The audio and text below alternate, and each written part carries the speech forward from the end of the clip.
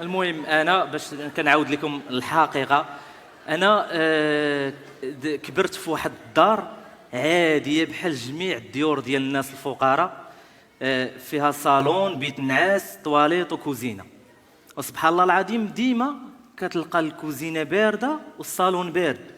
كتجي حتى البيت النعاس وتتلقاه دافي. علاش؟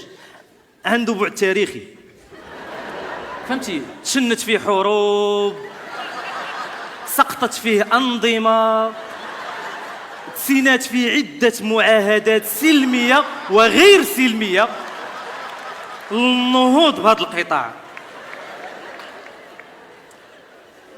الكوزينة ديالنا كانت بحال جميع الكوزينات ديال الناس المغاربة، فيها المعن بزاف ولكن 3 اللي خدامين: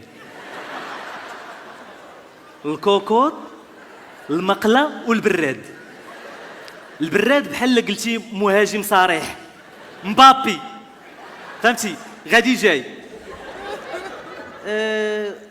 طواليت عندنا فريمون ما كانوش فيها لي زاكسيسوار بزاف، داكشي ديال لاشاس، صابونه في بلاصتها، معطر الجو،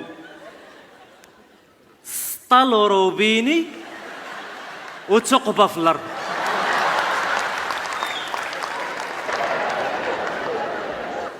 ما مطراسياش حتى بلاصه الرجلين، صد فين ما بغيتي كب على الماء.